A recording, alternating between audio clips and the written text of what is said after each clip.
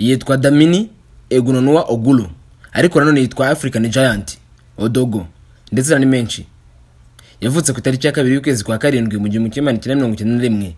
Avukira ahitwa Port Harcourt muri River State muri Nigeria. Nyina wa Burna Boy banakundana cyane kandi namukurikirana mu birebana n'umuziki yitwa Boze Ogulu. Yabaye imyaka myinshi y'ubuzima bwe bwose akora akazi k'ubusemuzi. Ise wa Burna Boy bo yitwa Samuel Ogulu, afite kompanyi itegura ubukwe bw'abantu. Burna Boy yavukiye mu muryango ufitanye isano n'umuziki kandi uzi akamaro kawo. Ari umwana ntabwo yigeze na rimwe akora iby'umuziki mu buryo bwabwishwa nkuko bigenda ku bandi bana b'Abanyafrika. Umuryango we ufitanye isano n'ibyo kuririmba. Burna Boy yabonye inkunga ikomeye cyane y'umuryango we mu birebana no kuririmba. Sekuru we witwaga Benson Idonije yigeze kuba ashinzwe gukurikirana inyungu z'icyamamare mu muziki Fela Kuti. Gushingwa inyungu ze bivuze ko yari witwa manager. Fela Kuti arazwi hose ku isi. Bivuga ko ari watangije umuziki wa Afrobeat. Azwi ku gashya ko kuba yarashakanye n'abagore 27 umunsi umwe akabatuza mu nzu nini cyane. Iyo nzu irere yahaye izina rya Karakuta Republic. Gusa iyo nzu abagore 27 uko yabashakiye umunsi umwe ni nako batandukanye ku munsi umwe. Yapfuye mu 1997. Uyu mugabo Fela Kuti uzabona amafoto ye yose mu ndirimbo ya Burna Boy yitwa Ye. Burna Boy akiri umwana yarakinakoresha amazina ye yiswe n'ababyeyi. Yize mu ishuri ryitwa Corona Secondary School muri Agbara muri Teogulu. Abyari mbere yo kwerekeza mu Bwongereza. Mu Bwongereza yahize muri kaminuza ebyiri. Kaminuza ya Sussex yize mu 2008 kugera mu 2009 na Oxford Brookes University izamo kuva mu 2009 kugera mu 2010. Burna Boy uyu munsi ushatse avuga ko ari umwe mu bahanzi beza bafite isura nziza mu itangazamakuru. Azi kugenzura uko yitwara no kwitangazamakuru mubona. Bibiterwa nuko amasomo yose yigaga yarashingiye ku by'itangazamakuru n'itumanaho. Nyuma yo kugaruka muri Nigeria yagiye kwimenyereza umwuga mu by'itangazamakuru, aba umunyamakuru kuri Late Night 3.7 FM ni radio iri Port Harcourt iwabo. Ni naho yatangiye ibyo kuririmba. Atangira ibyo kuririmba yabaga mu mujyi w'ubucuruzi wa Lagos mu 2012. Yemeza ko gutangira kuririmba byasabye imbaraga nyinshi cyane, bisaba guhozaho, kandi avuga ko ari urugendo rutagiriye ubusamo. Ni urugendo rwari rugiye kumugira icyamamare n'igihangange ku rwego rw'isi, akabona amafaranga n'imitungo itagira ingano. Ni urugendo rwari rugiye kumuzengurutsa isi. Abanyarwanda bamwe baramwibuka cyane ku itariki ya 23 y'ukwa 3 2019 mu gitaramo cyiswe Burna Boy Experience cyabereye muri Intare Conference Arena i Kigali. Amaze gutaramira mu Rwanda inshuro imwe. Ushatse bavuga ko urugendo rwo kuririmba rw'uyu musore w'umunya-Nigeria ruri mu byiciro byinshi ugendeye ku ngengabihe y'imyaka ye. Icyiciro cya mbere ni kiva mu 2012 ubwo yatangiraga umuziki kugera mu 2015. Album ya mbere y'uyu mugabo yayise Life LIFE yiswe ku itariki ya 12 y'ukwa 8 2013. Yari igurishije cyane. Yari indirimbo zamenyekanye kandi zirakundwa cyane muri Afrika zirimo nk'iyitwa Like to Party, Tonight, Always Love You, Run My Race, Yawa Day n'izindi. Iyi album Life yatunganyijwe yose kwa yakabaye n'uwitwa Lyric, ni producteur w'umunya-Nigeria. Iyi album kandi yariho zimwe mu ndirimbo yakoranye n'abandi banya-Nigeria nabo bazwi cyane barimo nka Two-Face Dibia, Emaya Abaga, Timaya, Olamide, Reminisce, Wizkid n'abandi. Hari ikinyamakuru cyo muri Nigeria cyitwa Nigeria Entertainment Today cyo cyashyize iyi album ku mwanya wa 10 ku rutonde rwa album 12 zasohotse muri uwo mwaka wa 2013. Byemezwa ko indirimbo nyinshi ziri kuri album uburyo ziririmbyemo Burna Boy azikomora ku banyamuziki nka Fela Kuti, King Sunny Ade ndetse na Bob Marley. Ikindi cyiciro gikomeye umuziki wa Burna Boy cyangwa se Giant of Africa nkuko yiyita ni icyiciro kiva ku 2018 kugera mu 2019. Iki gihe Burna Boy nibwo kwamamara kwe kwatumbagiye cyane ku rwego rw'isi, nibwo yamamaye ku rwego mpuzamahanga anatangira kwiyita Giant of Africa. Ku itariki ya 19 y'ukwezi kwa mbere mu 2018 yatangiye gukorana n'abanyamuziki bo hanze ya Nigeria ndetse n'umugabane wa Afrika. Yakoranye n'itsinda ry'abacuranzi b'umuziki wa rock Fallout Boy mu ndirimbo yamenyekanye Sunshine Tide. Burna Boy ni nabwo yasohoye album yise Outside nayo yakunzwe cyane. Yasohoye n'izindi ndirimbo, akora ibitaramo byinshi n'ibindi bikorwa bifitanye isano n'umuziki. ibyari bimaze kuba kugeza muri myaka ntabwo ari ibintu wavuga ko byari bisanzwe. Byari ibintu bya kwishimira ku ruhande rwa Burna Boy, ariko nanone mu bundi buryo ibintu nibwo byari bigiye gutangira. Nkuko bivuga, nibwo mu kuba igihanganje kwa Burna Boy haragiye kubamo ikintu gikomeye cyane, ikintu cyazamuye ubushobozi bwe mu muziki. Burna Boy yaragiye gusohora album yise African Giant, iriho indirimbo yakunzwe cyane ku kigero kitari cyarabayeho mbere, On The Low. Hariho n'indirimbo yitwa Kill Them, Dangote, Anybody, Pull Up n'izindi. Burna Boy yasohoye album ku itariki ya 26 y'ukwa karindwi 2019. Niyo ndirimbo twavugagaho mu kanya, On The Low. Niyo ndirimbo yakunzwe kurenza izindi zose kugera uyu munsi. Kuri YouTube imaze kurebwa kenshi kurenza izindi zose yasohoye, imaze kurebwa inshuro miliyoni 435. Hari abantu bavuga ko indirimbo ari ryo bendera ry'umuziki we. Hari abajya kure bakavuga ko intege nke indirimbo ifite zonyine ari uko irangira. Kimwe mu bindi byiciro by'ubuzima bw'uyu muhanzi Burna Boy ni ikiri hagati y'umwaka wa 2020 na 2022. Aha naho yakozemo byinshi byarushagaho kumukomeza no kumugira igihanganje birushijeho. Muri iyi myaka nibwo Burna Boy yasohoye album ye yindi nayo yamufashije cyane kumenyekana ku isi. Ni album ya 5, Twice as Tall, yisohoye ku itariki ya 14 y'ukwa munani 2020. Ako kanya iyi album yagize ku rutonde rwa Billboard. Kuri album wavuga ko zitisukirwa The Billboard World Album Charts. Iyi ngiyo n'izindi album indirimbo ze na ubwe bagiye bashyirwa ku ntonde zihatanira ibihembo bitandukanye hirya no hino ku isi. Muri imyaka hagati y'2020 n'2022 nibwo Burna Boy yongereye umuvuduko wo gukora n'ibindi byamare bikomeye cyane hirya no hino ku isi. Muri bo harimo nk'umunyamuziki ukomoka muri Canada, Justin Bieber. Bakoranye indirimbo bayita Loved by You. Yanakoranye n'abarimo Ed Sheeran. Bakoranye indirimbo yasohotse ku itariki ya 8 y'ukwa karindwi 2022, nayo iri mu ndirimbo zamenyekanye cyane ku isi. Iri kuri album yitwa Love Damini. Ntago bwa mbere Burna Boy yarakoranye na Ed, kubera ko mu 2019 bari bahuriye mu ndirimbo yitwa On It y'umuhanzi witwa Stormzy wabifashije bombi. Ni indirimbo iri kuri album yitwa Heavy Is The Head. Guhera mu 2023 kugera mu 2024 Burna Boy amakuru yamuvuzweho ashingiye ku gusara ibyo yabibye, amafaranga atagira ingano. Yavuzweho amakuru menshi ashingiye ku guhatanira ibihembo, kubona ibihembo bitandukanye, gukora ibitaramo byuzuza amastade n'amarena n'ibindi. Muri mwaka wa 2025 Burna Boy umuziki we ntago urahagarara cyangwa se ngo ugende buhoro habe na gato. Ku itariki ya 10 y'ukwezi kwa karindwi muri uyu mwaka yasohoye indi album ari nayo iheruka, yise No Sign of Weakness, nta kimenyetso na kimwe cy'intege nke. Burna Boy imishinga ye ikomeye nk'umuzingo w'indirimbo nk'uko bawita album ayisura mu kwezi kwa karindwi, ndetse n'amahirwe menshi ko ashobora kuba biterwa n'uko ari ku kwezi yavutsemo. Iyi album iriho indirimbo zitandukanye zirimo nizo yakoranye n'abandi bahanzi barimo n'umunyarwanda icyarimwe akaba n'umubirigi Stromae. Ni indirimbo bise Parlo. Ni indirimbo irimo gukundwa n'ishya. Ntabwo ari Stromae gusa bakoranye, hari n'abandi nka Travis Scott, Mick Jagger n'abandi benshi. Mu byerekeye amakuru bwite harimo n'ayibanga ya Burna Boy n'ay'ubuzima bwe ku giti cye, harimo ko afite imyaka 34 y'amavuko. Ntabwo arashaka umugore. Guhera mu 2018 kugera mu mwaka wa 2024 nibwo yakundanye n'umuririmbyikazi w'umwongereza witwa Stefflon. Nyuma yaho nta wundi mugore wavuzwe mu buzima bwe kugera mu 2024, ubwo avugaga inkuru z'uko uyu musore yaba akundana na Chloe Bell, umukobwa w'umunyamerikakazi nawe w'umuririmbyi uririmbye R&B.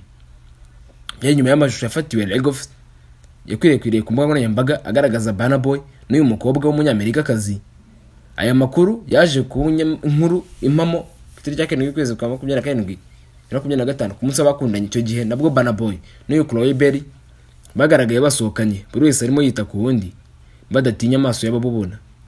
Mu 2025 GQ, ikinyamakuru mpuzamahanga gisohoka buri kwezi kikaba ku ngingo zitandukanye harimo n'iby'imyambarire, cyavuze ko Burna Boy ari umwe mu bagabo bambara neza kurenza abandi ku isi yose. Umuziki wa Burna Boy bivuga ko ari imvange y'injyana ya Afrobeat, hip hop, reggae ndetse na R&B. Rolling Stone ni ikinyamakuru cy'abanyamerika gisohoka buri kwezi, cyo cyavuze ko Burna Boy cyangwa se African Giant nk'uko yita aza ku rutonde rw'abaririmbyi 200 bibihe byose. ashimirwa byinshi kugeza ubu. Ashimirwa kumurika injyana ya Afrobeat ku rwego rw'isi, ashimirwa kuba icyitegererezo ku bandi bahanzi b'Abanyafurika, ashimirwa guterwa ishema no ku Munyafurika, ukayibona no mu mazina yita nka African Giant, Adango, izina rifite umuzi mu muco gakondo muri Nigeria n'ibindi. Ibi byose bigaragaza ko atewe ishema no ku Munyafurika. Ku itariki ya 8/6 2022 hari inkuru yateje inkeke yasohotse imuvugaho. Ubusanzwe ntabwo yavuzwe ibintu bibi byinshi, gusa iyo nkuru yavuga ko abamucungira umutekano barashe bagakomeretsa abantu babiri mu rubyiniro i Lagos muri Nigeria. Ibi ngo byatewe n'uburyo uyu mugore umwe mu bagabo barashwe yari yanze gusanga Burna Boy aho yari yicaye muri VIP muri urwo rubyiniro. Icyo gihe abarinzi 5 ba Burna Boy barafashwe barafungwa, banahanirwa gushaka kugerageza gukora icyaha cy'ubwicanyi. Umwe mu barashwe nyuma yaho yaje kumvikana ashinja uyu muhanzi n'umuryango we ngo kugerageza kumushikisha bamuha amafaranga. Kugeza ubu amashusho ya CCTV camera zo muri urwo rubyiniro ntabwo arasohorwa. Ku itariki ya 1 y'ukwezi kwa 2 2023 i Lagos, Burna Boy ababaye cyane ntihakanye ibyo makuru yo kurasa abantu. Yanahakanye ibyavuga ko nyina ngo yaba yarabaye obita backup singer cyangwa se unganira mu kuririmba Fela Kuti, umenyekanye cyane ku isi, ari nawe sekuru wa Burna Boy yigeze kubera manager. Burna Boy kumwe mu kutumvikana yigeze kugira n'abandi bahanzi kwakomeye cyane kwabaye mu 2019, byemeza ko afite imitekerereze yo guharanira ukwishyira ukizana kwa Afrika, Pan-Africanism. Ibi ni nabyo byatumye gushyamirana n'undi muhanzi nawe ukomeye cyane muri Afrika. Burna Boy yakije umuriro muri uwo mwaka mu 2019 ku bayobozi b'igihugu cya Afrika y'Epfo, ndetse birangira ateranya amagambo mu buryo bukomeye na nyakwigendera AKA nayo baye muhanzi ukomeye cyane. Ibi byabaye ubwo muri Afrika y'Epfo hari inkundura zamenyekanye cyane zo kwamagana abanyamahanga baba muri Afrika y'Epfo, xenophobia. Abanyamahanga barimo barasirwa muri iki gihugu cya Afrika y'Epfo mu buryo bukomeye. Burna Boy n'umujinya mwinshi werekejwe n'akababaro yavuze kuri ibyo abinyujije ku rubuga rwa Twitter. Icyo gihe niko yitwaga X. Yaranditse ati ntabwo nigeze nkandagiza ikintu cyane muri Afrika y'Epfo kuva mu 2017, kandi ntabwo nzigera nongera gusubirayo kubera impamvu ikomeye, kugeza igihe guverinoma ya Afrika y'Epfo izakangukira igakora igitangaza. Burna Boy yongeyeho ati niba abayobozi ba Afrika y'Epfo nta kintu bikozeho, amenye ko Afrika y'Epfo ubu ngubu nta muntu ishyigikiye. Yarengejeho ko Afrika yose yakwishyira hamwe igashyira mu kato Afrika y'Epfo ikayifungira amazi n'umuriro mu byerekeye umuco ndetse n'ubukungu. Nyimvugo yari ikomeye kuri buri muntu, by'umwihariko w'icyamamare mu muziki. Yavuze ati iteye ku gihombo cyangwa se urugubiriro rwifite imvugo isa n'iyo mvugo. Burna Boy icyo gihe icyo yabonaga ni kimwe, ni ukwica, gukomeretsa no kwangiza imitungo y'abanyamahanga, by'umwihariko abanyanigeria barimo bikorwa muri Afrika y'Epfo. Icyo gihe Nigeria nk'igihugu, umubano wayo na Afrika y'Epfo nawo wese mubi cyane. Aya magambo ya Burna Boy ntabwo yashimishije bamwe mu Banyafrika y'Epfo barimo n'uyu AKA. Uyu AKA ubusanzwe ntabwo arabanye nabi na Burna Boy, kubera ko mbere yaho hari indirimbo bari barakoranye hagati y'umwaka wa 2014 na 2015.